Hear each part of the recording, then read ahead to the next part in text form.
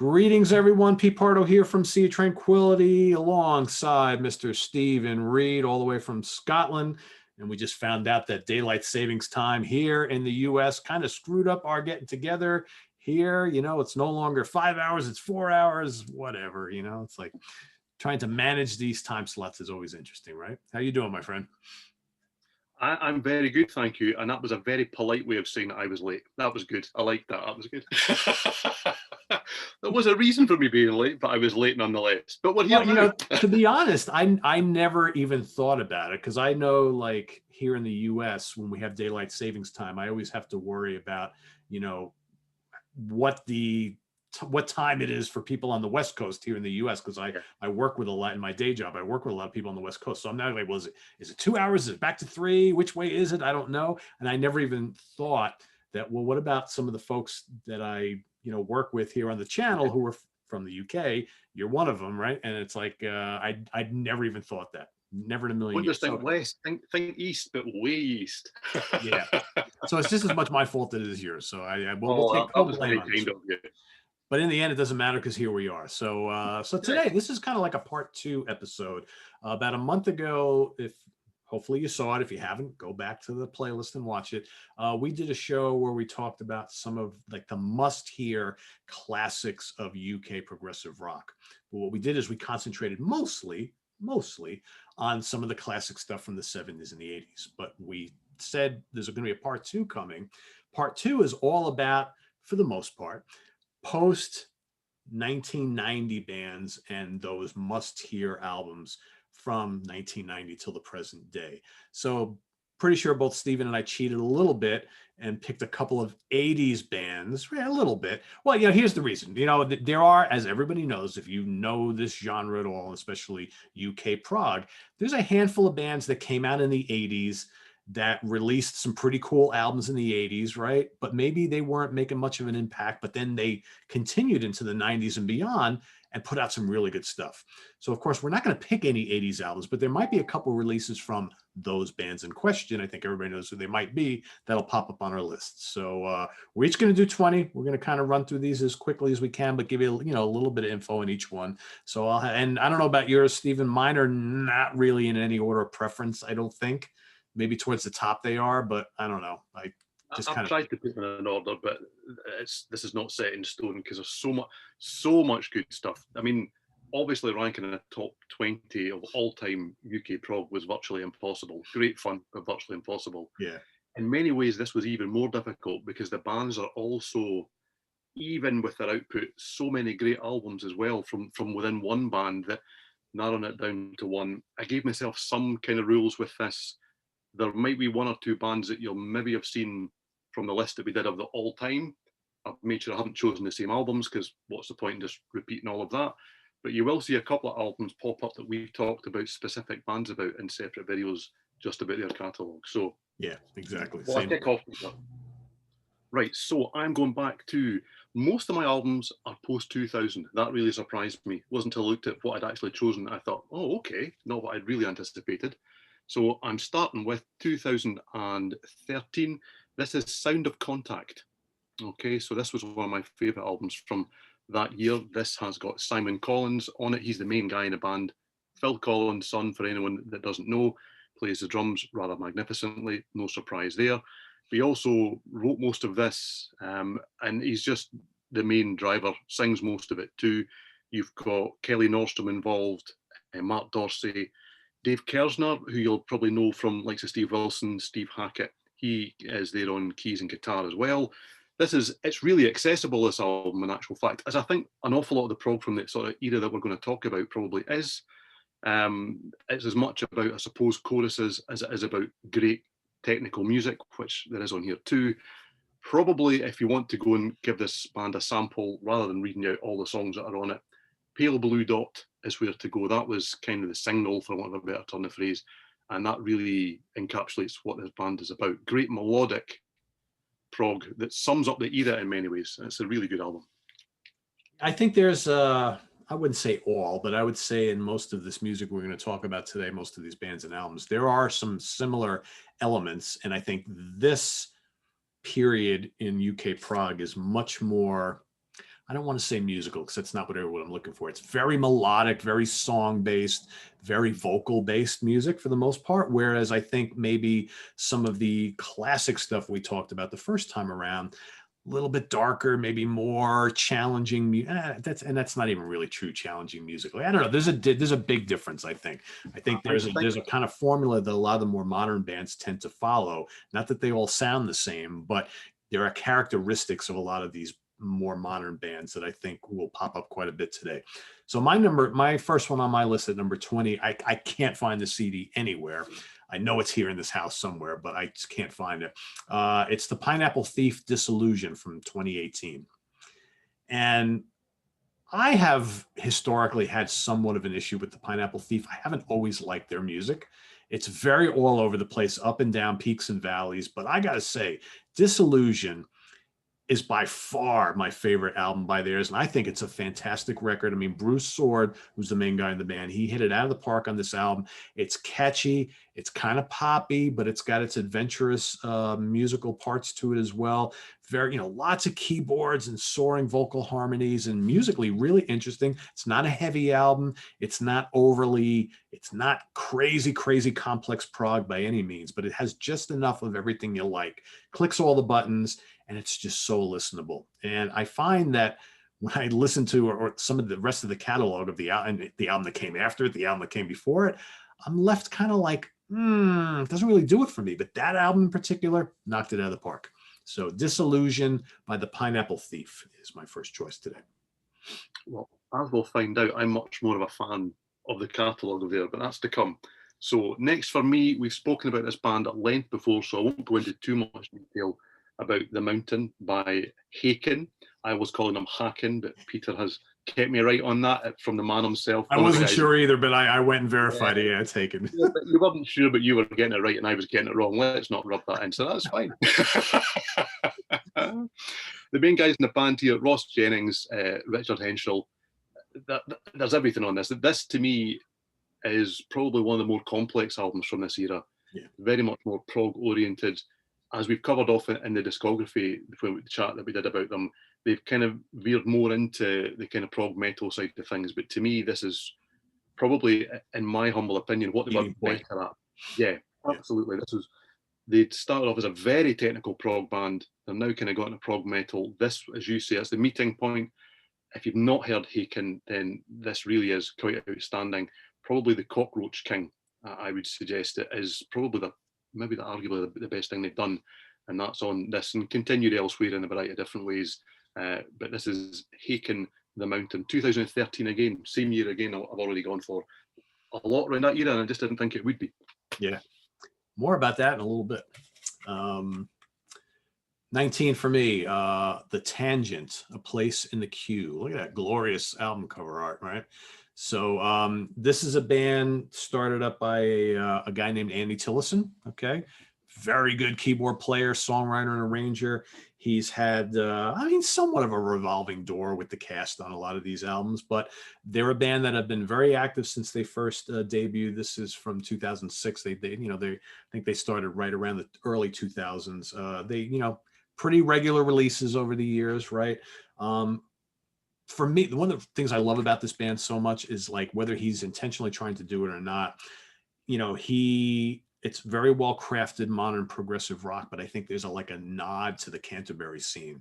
There's like this kind of little jazziness underpinning all their music, this kind of playfulness, this quirkiness, which I think, harkens back to Hatfield in the North, National Health Caravan, all that sort of stuff. Great vocals, musically really good. You got saxophones and keyboards and guitars, really lovely music. They actually have a lot of really great albums. I was trying to figure out which one to pick, right? And this might be my favorite from them. There's like one or two others that I like almost equally, but this one has the best album cover, so I figured I'd show this one today, right?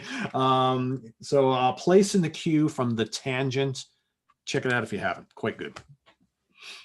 Album covers are so good. I might not even agree with you on that being their best album cover. There you go. Yeah, so, they are really good ones. Yeah, exactly. Yeah, really good. Next for me is Touchstone. So this is kind of borderline. Is it prog? Is it hard rock? Is it pomp rock? Who cares? It's really good. And there's lots of progressive elements to this band. This is While the City Sleeps from 2011.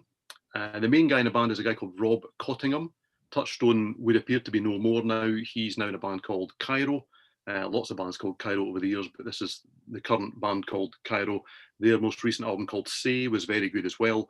And the singer is a lady called Kim Sevier, is what her name is. And the two of them just combine fantastically in this. It's a really driven album. They've got lots of good stuff too, but this is the one that kind of brought me in to what they do. I've gone backwards and followed them forward since then as well.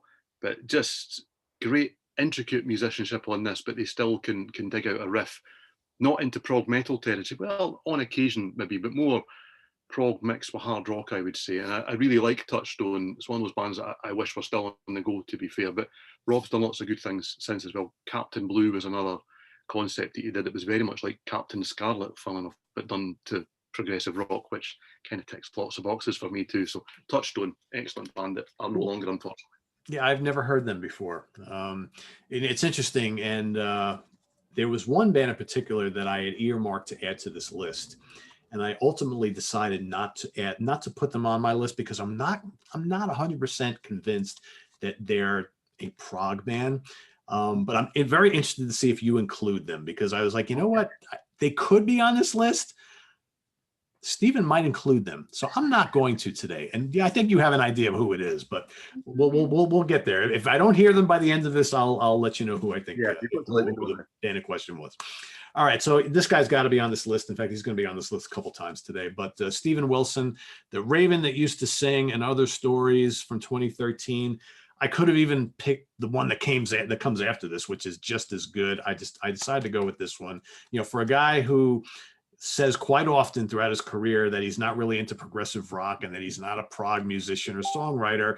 I mean, half the stuff he does, it falls right in that line. And then he's producing and, you know, remixing all these classic prog albums. I mean, Steven, come on, who are you fooling here? But anyway, this is a fantastic album. This, for me, I like the two solo albums that came before this. I love this one. This, for me, is when everything just kind of fell into place. Long songs, mellotrons and classic keyboards, tasty guitars, dreamy vocals, lots of great melodies, all that kind of stuff. Yeah, if you don't like his new album, that's totally cool. I get it. But man, this is this one, and the one that comes after it was The Hand Cannot Erase. Yeah, both dynamite. I could have put either one of them on. I decided to go with this one because, again, it's got a really cool cover that's totally prog, right? It's Court of the Crimson King, little tribute right there. So that's my number 18, The Raven That Used to Sing. Well, the Raven That Refused to Sing. Refused to sing. Did I say used to sing? Yes, sorry. Refused to sing. Yes. Well, I know that somebody will correct us otherwise. So I know. Yeah, I have a habit of saying song titles and albums wrong. It didn't sing either way, put it that way. Yeah. There's one good reason why that's not on my list, and it's because it made my top 20 of all time. So that tells you what I think about that album. So I'm with you there. It's great. Yeah, absolutely. It's a fantastic album. And definitely, for me, the most progressive part of his solo career as well. So definitely deserves to be on the list. Yep. So next for me is my favourite album from last year. This is Magenta. This is Masters of Illusion. Arguably, I could have chosen the album 7. I could have chosen 27 Club. I could have chosen quite a lot by Magenta, to be fair. But it made a real impact on me last year. And I just keep going back to it. It's a wonderfully kind of traditional prog piece with modern elements thrown in. It's vaguely conceptual. It's about cinematic greats from the past. And it's just got a great flow and a great feel. Like quite a lot of what's on these lists, I would imagine, it connects what happened previously, like the 70s into the 80s, with what's happening now and sits somewhere in between and kind of joins all the dots in a very cohesive way. So Magenta are an excellent band, I have to say. Christina Booth on vocals, she's kind of got that ethereal sort of quality to what she does. And Rob Reid is kind of the musical magician behind everything that they do. I really like Magenta. And the longer they go, the more I like them, I have to say. So yeah, my favourite album from last year. Excellent album. Yeah, I haven't heard enough of their music, unfortunately. I think I've only maybe heard two of them. I know a lot of Okay. people ask for us to do more Magenta on this channel, and I'm like, I just don't know enough of their music. You obviously do. I may just have you do that one of these days. So if folks are watching, you want to see a Magenta show run by Mr. Reid over here, I'm perfectly happy to give him the reins to do that. So we'll see. All right, my next choice. So we're going to stick on the Steven Wilson thing here. Porcupine Tree in Absentia from 2002. There are two Porcupine Tree albums for me that stand kind of head and shoulders above the others, and this is one of them. I think you're going to see the other one in a little while. And this is right around the mid period for them. Yeah, maybe 3/4 of the way through their career, where things are getting a little bit heavy, a little bit more complex, but there's still those catchy hooks there. There's still that kind of like psychedelic thing going on in their songs. But man, there's just so many great, Blackest Eyes kicks it off in grand fashion. It doesn't let up there. I love this album. Loved it when it came out. Still dig it quite a bit to this day. So that is my number. Where are we? 17, 16. Back to you. 16 for me. Well, here we go. I've chosen a different Tangent album and more wonderful artwork. This is Com, all about communication, early communication. They really do throw it out there in terms of artwork and just the whole. I do have this one on vinyl as well. Didn't dig it out, but probably should have done because the cover itself is just fantastic. Com is from 2011. There's a definite sweet spot for me around this kind of era, it would appear, which I didn't realise until I started putting this list together. Arguably one of the more accessible albums. Andy Tillison to me is very much he's a storyteller, is what he is. It's as much about the journey and the lyrics and the way that he conveys them to the music as it is the music. But that's not to diminish the music in any kind of way. And yet, as you say, there's a lot of people have come and gone from this band over the years, and I think they have effectively packed it in a couple of times, probably always with the intention of bringing it back again. But they're still making great music now. They had an album last year, the name of which escapes me. Somebody can remind me down here somewhere. But that was an excellent album too. I go back to Com an awful lot, but then again I go back to 4 or 5 albums out of their catalogue. To be fair, really consistent band, really consistent band. But Com from 2011 is the one I've chosen. Yeah, I like that cover better than the one I just showed. So great. Then you know what that cover always reminded me of? You ever hear the band Satellite? They've got one album that looks almost identical to that. Pretty cool. Yeah, this is Ed Unitsky or Ed Unitsky or whatever I think the guy's name is that did the art around this time. He's maybe done some more for him too. Really talented. Love that. So speaking of good cover artwork, and here is the first instance of a band that technically started just prior to the 90s, but it really wasn't until the 90s that they really started kind of, getting a lot of attention. Pendragon, The Window of Life. This was 1993. Man, when this came out, I listened to this a ton. Some absolutely amazing songs on here. Breaking the Spell, The Last Man on Earth is so epic. The Walls of Babylon, Nostradamus. I mean, just some great stuff. Totally amazing vocal harmonies, killer guitars and keyboards. I mean, this band is just so easy to listen to. It's so pleasing to listen to. And again, if you love kind of, to me, they're like a much brighter melodic form of like the early Marillion kind of style. So take Fish era Marillion, less dark, even more melodic, and lots more guitar solos. That's Pendragon right here. And great vocals. I mean, Nick is just such a great player and a great singer. So yeah, that is my next choice there. Love Pendragon. Great band. Yeah, I'm glad you chose that one because I didn't choose that one. I've chosen them, but I didn't choose that one. So I'm glad you did. There might be another one in my list, just so you know. There you go. So, next for me, I'm keeping it quite current because I'm with last year again. This is Upnea by the Pure Reason Revolution. And I know I've put it higher up this list, if there's an order to it or not, than my favourite album from last year. But that's probably because I just feel that the Pure Reason Revolution are one of these bands that they just seem to have gone under the radar for some reason. They come out with the Dark Third, early 2000s, which was a real Pink Floyd homage, arguably too much, but man, they did it well. Then another 2 albums that kind of, I think, reacted to a little bit of criticism about, how obvious what their influences were, more accessible, a little bit more electronic. And then they disappeared come back about a decade later with this. The two main people, John Courtney and Chloe Alper, they co-vocal just magnificently. And this album seems to, for me anyway, it combines all the elements of their past and then adds a whole load of new stuff to it as well. It's a lot more challenging than I'd anticipated. I didn't really love it at the start. I must admit I love it now. So yeah, Pure Reason Revolution, you can dip into anything in the catalogue and get a lot out of it, but I would arguably start here. This was just from last year. Really like it. Well, yeah, I remember you talking about that back late in the year. You did a whole review on that. That sounded pretty good. I haven't had a chance to hear it. All right, so where are we? Number 15. So I'm going to go to Arena, The Visitor from 1998.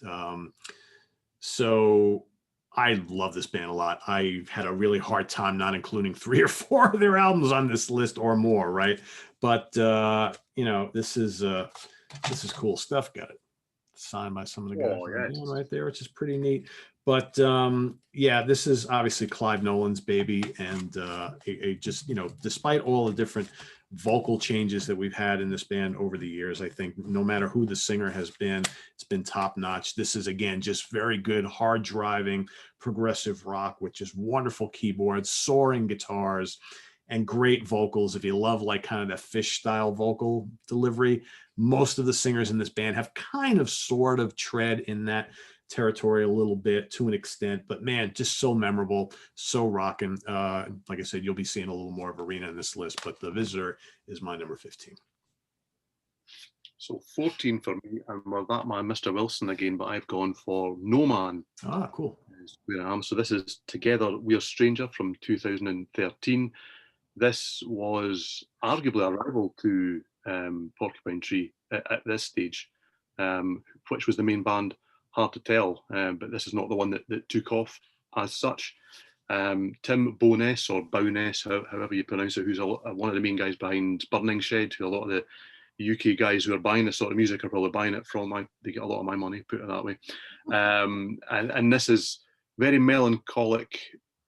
I would say it's dark, but that doesn't really sort of, it's kind of in the ether somewhere. It's very melodic, but it's very stark, very difficult, but very accessible. One of these kind of bands that have gone under the radar, they released an album last year as well, which was much more kind of pop and almost disco oriented, which I quite like, but it was too far removed, as Mr. Wilson is for a lot of people these days, as to be said. But certainly from this, it's like a different band entirely, although they say that was roughly what all this was meant to sound like. It really doesn't, it has to be said. But this is just an excellent album. Love You to Bits and things like that on here. Just excellent. So I Love You to Bits, which I think was a new album, in actual fact. Excuse me. But this is, yeah, I really like No Man. I could have chosen just about anything other than the most recent one off their catalogue, but I still think that this is probably the pinnacle of what they've done. Cool. Yeah, a lot of people dig that band. So that's good stuff. All right, number 14. Back to, we're going to stick on the Steven Wilson stuff here. Jeez, he's like infiltrating both of our lists. Dead Wing from Porcupine Tree. Huge fan of this. This is probably my favorite Porcupine Tree album. I mean, I know that kind of fluctuates a little bit with a handful of them, but man, title track, Shallow, Lazarus. I mean, it doesn't get much better than that kicking off an album. A lot of really great, Open Car, a lot of really good stuff on here. Again, one of their heavier albums. They were, going for this kind of like psychedelic pop, heavy rock, almost metal sort of a style right around this time, but it really worked. And it was very progressive, I thought. And again, we've talked about it before, how this band didn't break it into the masses. I will never know, but that's history, right? So that's Dead Wing is my number 14 from Porcupine Tree. So 13 for me, and this is an album I've spoken about before as well. This is The Clockwork Fable from Gandalf's Fist. So this is an all singing, all dancing, all folding 3 CD radio play set to That's music. A package right there, man. Holy cow. Isn't it just absolute beauty. This, I initially got a promo many moons ago, 2016 in actual fact, and it came with, and I should have dug it out, but I haven't. I actually got a little brochure that had a map and various things, because it's set in Cogtopolis, and they really have gone the whole hog. I mean, they've created an underground world, and everyone is oppressed and kept down there. There are actors who've been in lots of things in the BBC over here. Mark Benton being the main one that people over here would know from lots of shows. And it is genuinely like a radio play interspersed with some phenomenal traditional progressive rock and a little bit of progressive metal in there too. There's lots of albums that have tried this. Arguably, to me, this is one of the best there's ever been. And I push this album a lot because I really like them. And I've always said, oh, but what could they follow it with? Well, they followed it with one that was a prologue, and then they've started to go back and remaster a whole load of their earlier stuff. So I still think they don't quite know what to follow it with. Hopefully they will soon, because I'd like to hear them follow. Really like this. As I say, a lot to get your teeth into. 3 discs, and they're full, and a story. So if you've got a free week or so, sit down and actually give it a proper listen. It's dead involved, and there's lots of story, but it's really good. It's worth making the effort for.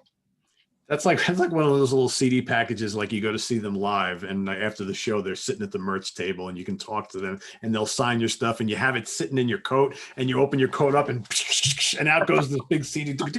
Sign it anywhere, right? Yeah, the whole band can sign it. Room for everybody, right? All right. Back to another 80s band who was still kicking it in the 90s, and we're going to count a few of them today.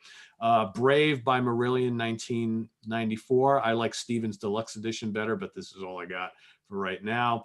A really cool, I'm assuming that's coming out at some point today, right? Because he's got it handy, right? This is really cool, adventurous, dark concept album. A lot of people cite this as their crowning achievement, whether you do or whether you pick another one from the H era or from the Fish era. There's no denying how really great this album is, and there's some good catchy stuff on here too. But I really dig this a lot. This is one of those sit along, read the lyrics while you're listening to it, turn the lights down type of thing. But Brave from Marillion is my number. Where are we at? 13. Back to you. So 12 for me is IQ. So another one of these bands that have been on the go a little bit longer than this list should allow, but this is an album from 2014, so it definitely counts. Road of Bones, same again, we did a show about IQ, a band well worthy of the coverage that we gave them. So I won't go into too much detail. To me, this is it's their best. Is it their best? Depends what day of the week. But it's dark and it's involving. The subject matter is really quite dark. And it's got a heavier sound than they were probably known for at the time. But this is Road of Bones, and it's an album to immerse yourself in. This is another one that I think where there's so many links to that kind of 70s, 80s prog, neo-prog sound, slightly updated here. They don't go prog metal, but they crank the guitars up. But they really pull you into this album. So Road of Bones, 2014 from IQ. We might be hearing about that again. My number 12, I like this band a lot. This is a more recent band. They haven't been around for too long, but Big Big Train, Folklore from 2016. I had a hard time picking exactly which one of their albums I wanted to feature here, but they had to be on this show because I really like them a lot. They're a little bit different than some of these bands we've been talking about so far. I mean, they have some roots in neo-prog, but they have like this Celtic kind of folky thing to their music, which, may remind a little bit of Jethro Tull or Renaissance or something like that. They're very pleasing to listen to. They got all these members playing all these different instruments, both electric and acoustic, and it's really good, epic sounding, catchy stuff. This is Folklore, like I said, great cover. Not a lot other than the great cover, not much else here, but they got a whole bunch of albums. They've been pretty active since they debuted, and you really can't go wrong with any of their stuff. London Plains, Salisbury Giant, Transit of Venus Across the Sun, title track, all really good, very, very listenable. You got multiple singers in the band, top-notch stuff. Check out Big Big Train if you haven't. It shows the strength of the scene in the era that we're talking about here. That I think I've only chosen one album from every act on my list, and they were still one of the 3 or 4 that pained me deeply not to include. So I'm delighted that you did, because they're really slowly but surely getting a proper name for themselves, and really worth checking out if you haven't. A very consistent band, I have to say. And we don't necessarily agree on it with what you said earlier on. I'm kind of representing here. So number 11 for me is The Pineapple Thief. So this is Your Wilderness. This is 2016. I arguably could have chosen 5 or 6 of this band's albums. I'm a real Bruce Seward fan. His solo material is also excellent. And he's done another couple of collaborations and various things which are well worth checking out. They really kind of knock into the modern prog scene that not everyone is in love with, that has to be said. But this was the first one that really introduced Gavin Harrison, that we all know from Porcupine Tree, into the band, and the guy's just a powerhouse. And he's given room to show it off on this album, it has to be said. It's one of the few modern prog albums where I would say that drums are a lead instrument. It really does. They set the tone for an awful lot of the music on this album, and there's things like In Exile, Where We Stood, Tear You Up. I really like this band, and I just think that they could, take it to the masses. They've been going an awful long time, and were kind of below underground at certain points. You only saw their names in the small ads. They got no coverage whatsoever. And slowly but surely, Bruce has stuck with them, along with the other guys in the band, to be fair. It's not just him. But really an excellent live as well. It comes across live magnificently, I have to say. So this is Your Wilderness 2016 by the Pineapple Thief. I've always wondered why Bruce Seward and Steven Wilson don't do an album together. There's a definite link there musically. It would always make sense and would be magnificent. Yeah, I would love to hear what would come from that. Yeah, absolutely. Yeah, right. Speaking of magnificent, here's a band that started off as kind of like a gothic doom band back in the very early 90s, and they slowly kind of morphed into a completely different beast. I'm talking about Anathema, We're Here Because We're Here, from 2010. Mm-hmm. I mean, man, and I don't even know how to categorize this band. I mean, I guess they are a prog band, but they've got so much kind of like modern rock and pop and atmospheric rock things going on in their music. But amazing band with some just killer singers. This has this song. If you've never listened to Anathema before, go listen to Thin Air. It's the first track off of this album. Oh, what a great song. And their music has a heaviness to it, but not like big guitar riffy type of heaviness. All these keyboard soundscapes and male and female vocals that just kind of drift along, and so good. And it took me forever to get into these guys, but I'm glad I finally wisened up and got the Anathema bug, because they're really, really good. And this, like I said, is from 2010. We're Here Because We're Here. Check it out if you haven't. Yeah, that's a good point, Peter, because they're a band to stick with, because I've struggled with them at the start as well. I would almost say that they're doom without guitars, although they've got guitars. Really difficult to categorize, but well worth the effort. Yeah. I'm kind of at the other end of the spectrum here with my number 10. This is De Expis. This is the king of number 33, which was the second of their 2 albums. Halfway Home, I think, was their debut, which is probably most people's favourite, but this one just really strikes me. It's very bright, it's very melodic, it's very song-based, even though there are some long epics on here. The title track, which is in actual fact 26 minutes and 42 seconds long, that's reasonably epic. It is split into reasonably, is all about a guy who spends his day on the number 33 bus going round and round, and he's always on it, and anyone gets on it sees him on it. So he's the king of number 33.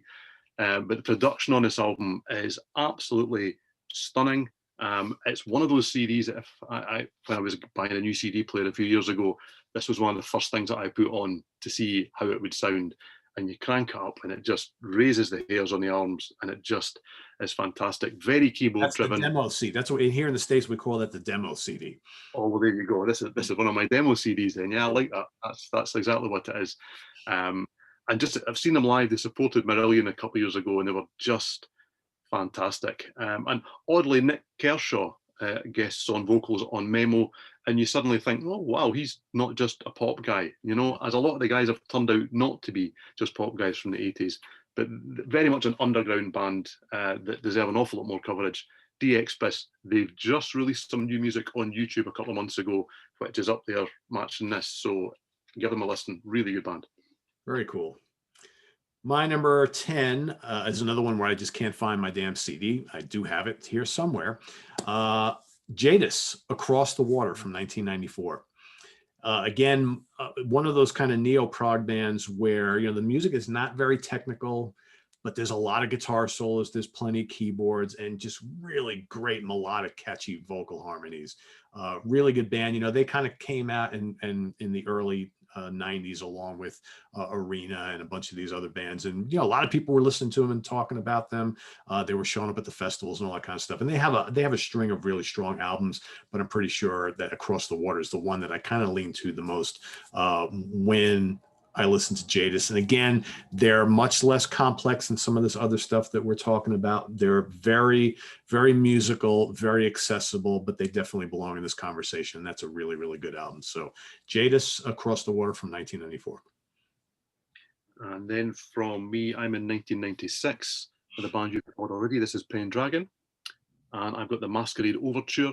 Along with yourself, one of the two albums I'd have chosen from this band, although Pure from further down the catalogue, which is a bit heavier as well worth a listen.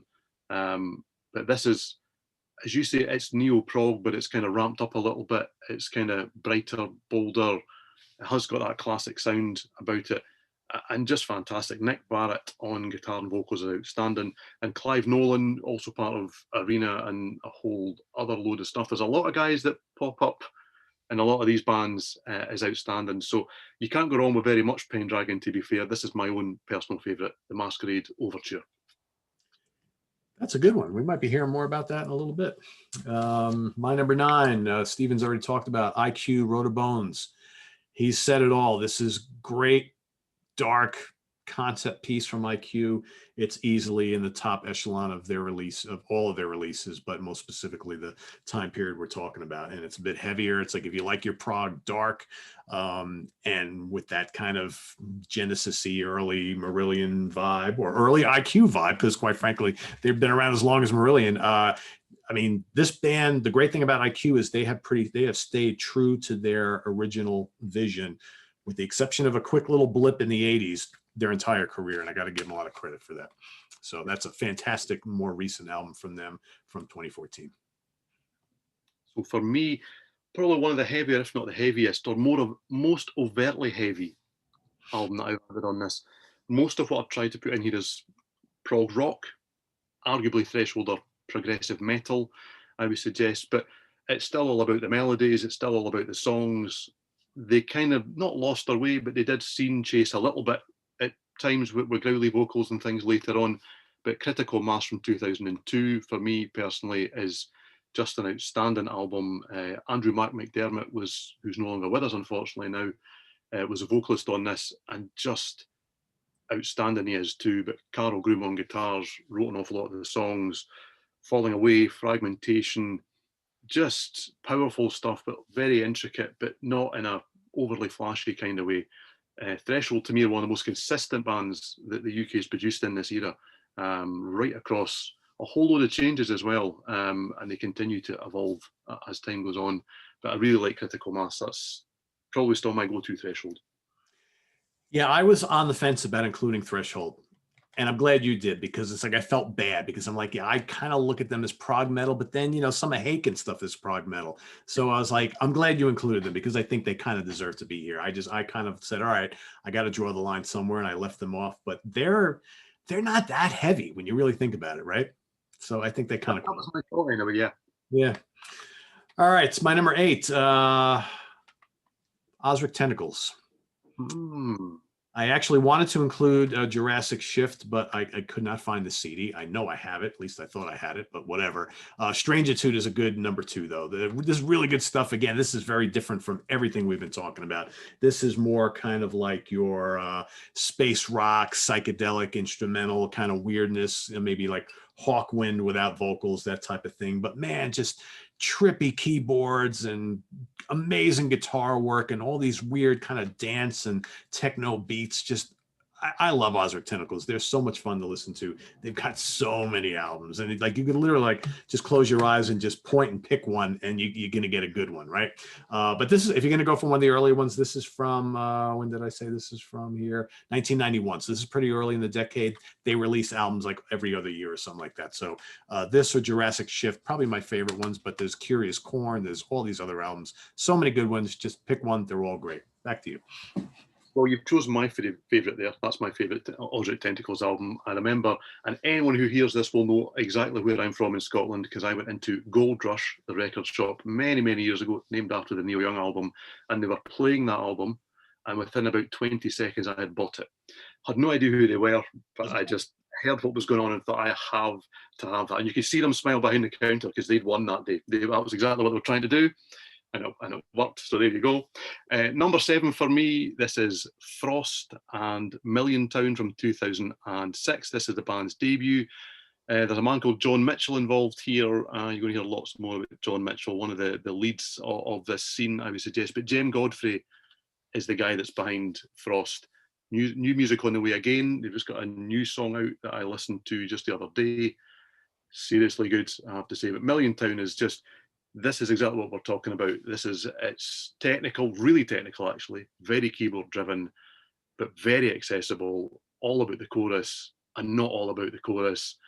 They stick in the mind, but boy, can these guys play, just serious musicianship on the go here. John Jowett on bass, who's in lots of things as well. 26-minute title track. I'm saying it's all about the chorus. It can't be all about the chorus with a 26-minute title track. I like a 26-minute song, don't I? But there you go. So yeah, Frost. And I could have chosen, I think, any of their 3 albums that they've had, studio albums that they've had up till now. Just a really excellent band. Never seen them live, and that's, please come to Scotland if we're ever allowed to do shows again. If, right? A big if. Yeah. All right, my number 7, I won't spend much time on it, but Hake in the Mountain, I echo everything Steven said. This is a fantastic album. This, for me, is the album that perfectly blends their technical, very proggy early stuff with the more prog metal of the later period, the last couple albums. And this is just epic, big, lots of riffs, lots of keyboards, soaring vocals. I mean, Haken is such a good band. If you haven't heard them, you need to. They're really, really good. And fantastic album. That's my favorite Haken right there. So that man Mitchell again. With It Bites. Please don't hate me too much in the comments, because I actually prefer the Mitchell era of It Bites to the Francis Dunnery era. I like it all, I have it all, I listen to it all, but Mitchell does it for me. Map of the World, but this, The Tall Ships from 2008, it's just a great album. It's catchy, it's as much about pop as it is about prog, to be honest, but it is progressive in lots of places. Kind of evolved out of Kino, which Mitchell did with John Beck, the keyboard player, with Pete Trewavas from Marillion. But yeah, this is just, there's so much here. This is England, Lights, I could go on, Ghosts, the whole thing. But it sounds like a John Mitchell album, set the tone for a lot of what's come. Love it. Love that album.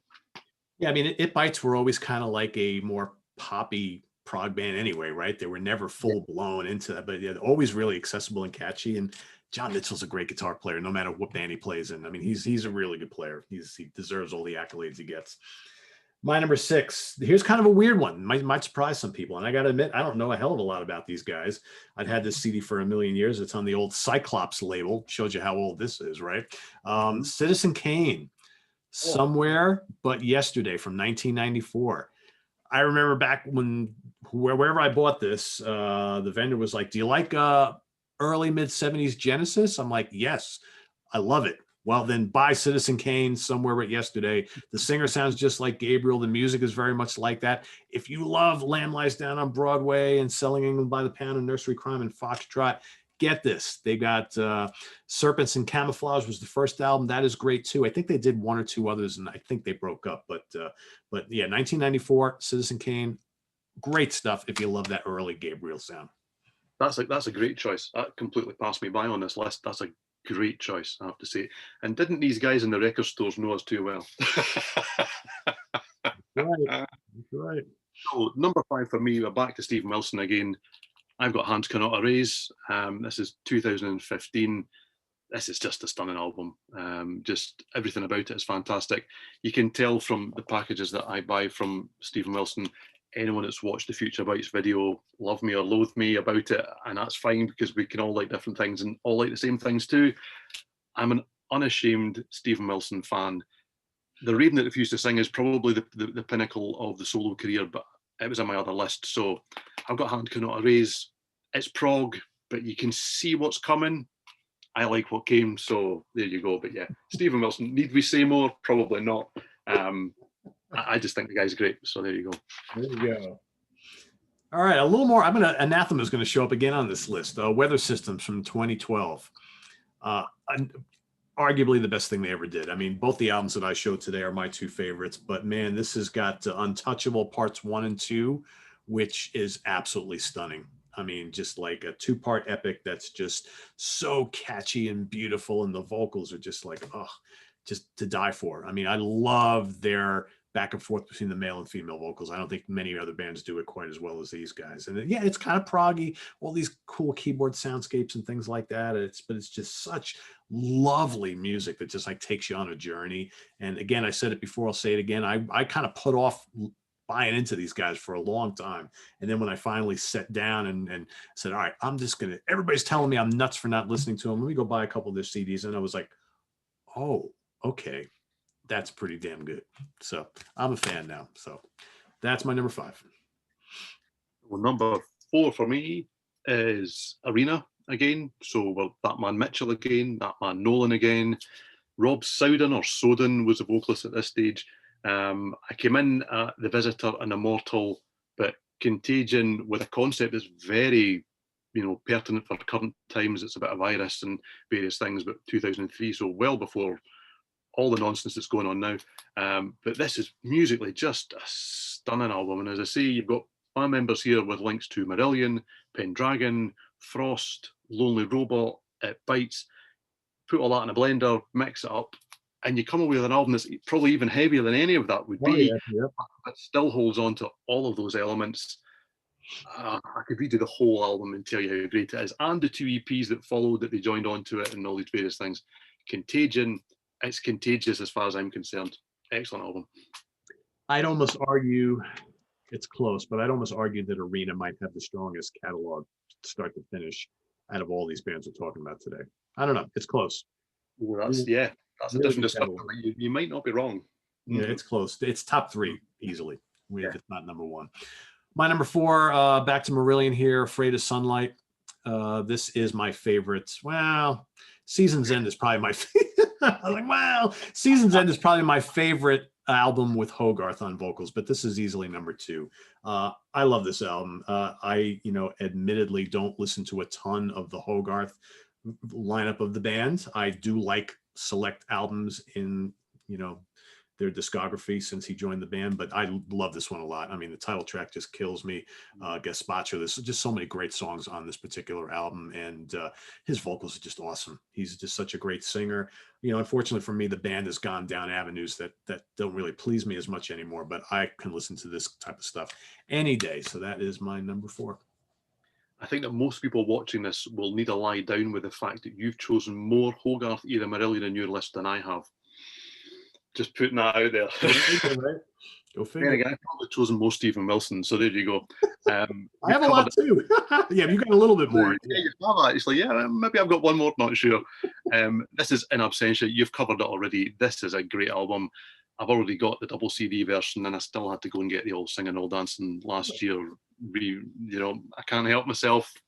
I'll just put it down and we'll move on. What's that though, man? I'm like, ooh, but how would fit that over there? Oh, jeez. Those sets are fantastic. I'm a total sucker for them. We know that already. Like I said, I threatened it, but I think we're gonna have to get you and Chris Allo on a show together. You guys are gonna have to talk about all these deluxe editions and all.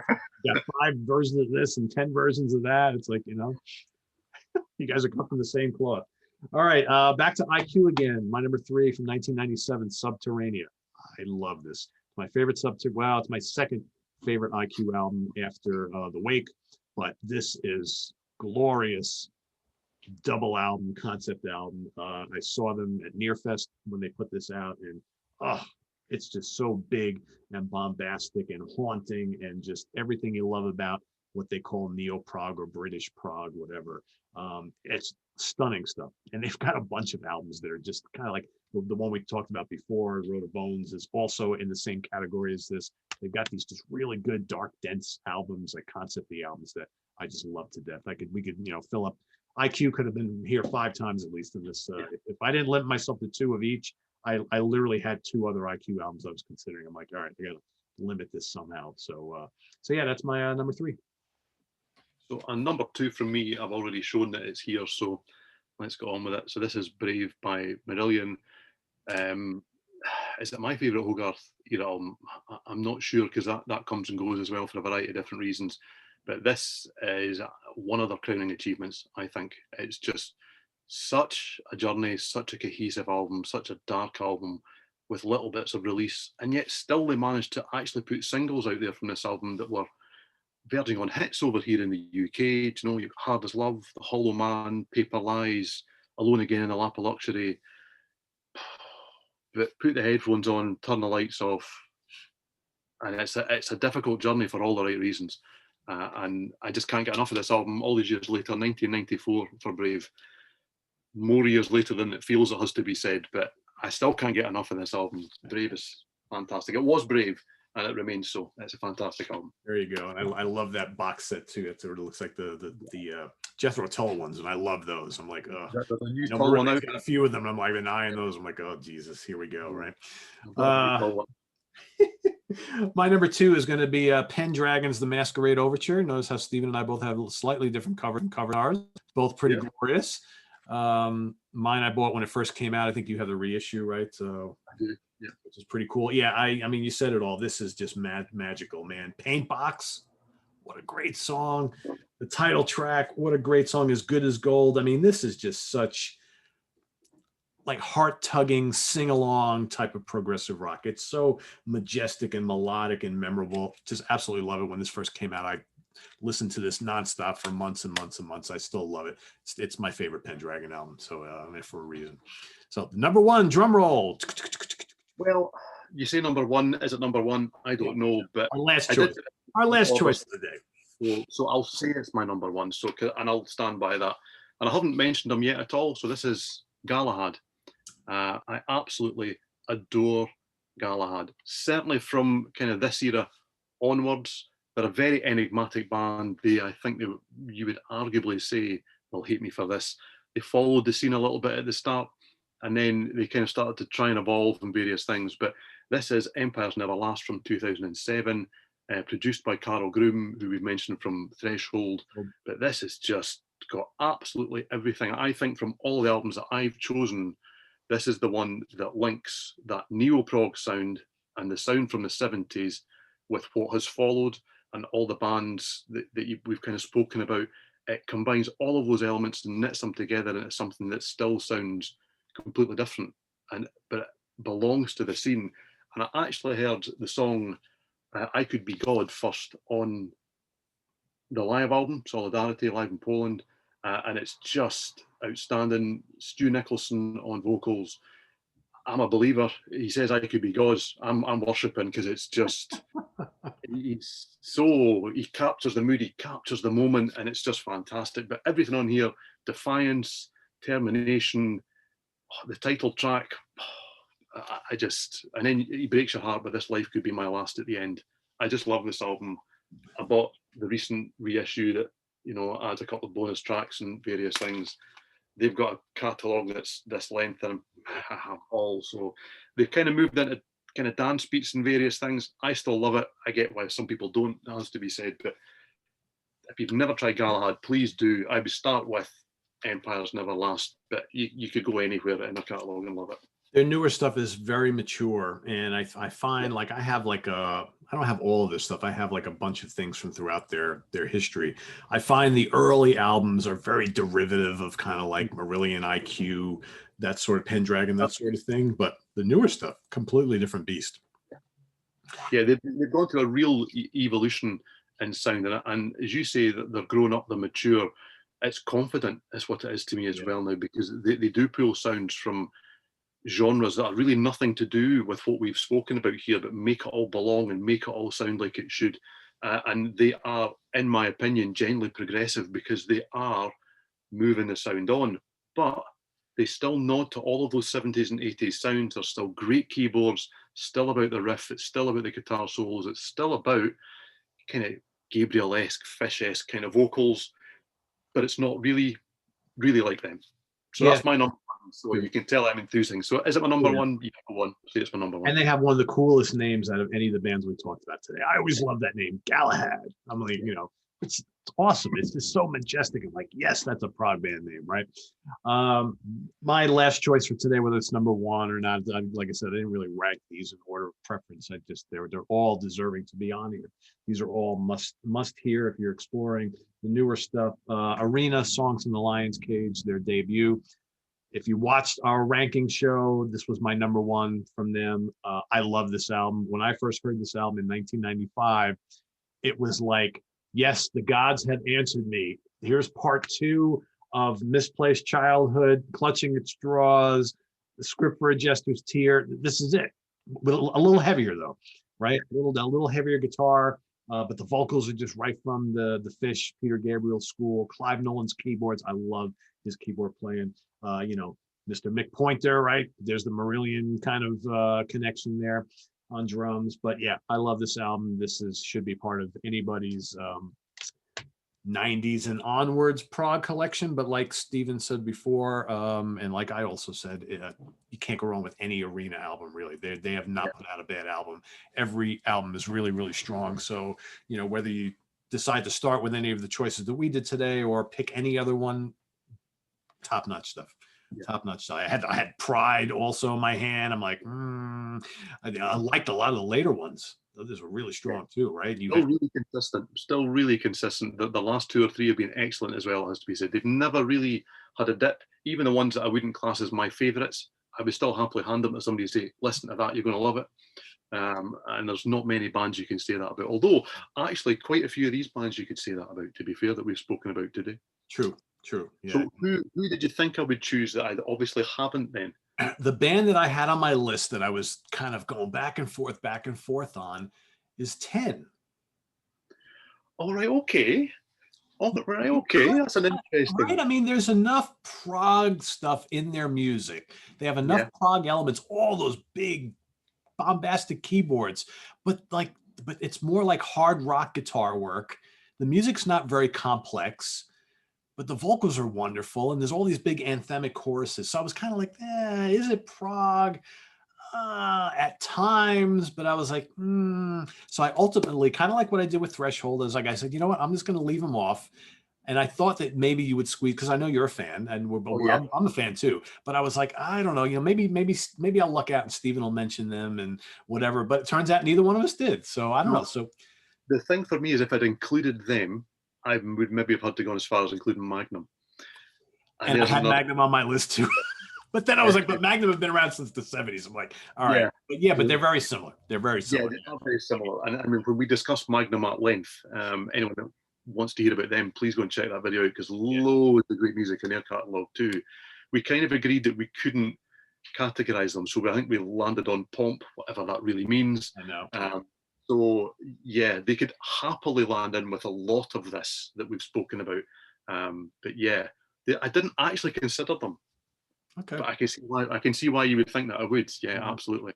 Yeah, and we brought them up. Now everybody's going to be typing below saying, "Oh, rank the albums of 10." I'm like, so we might have to do that at some point. So,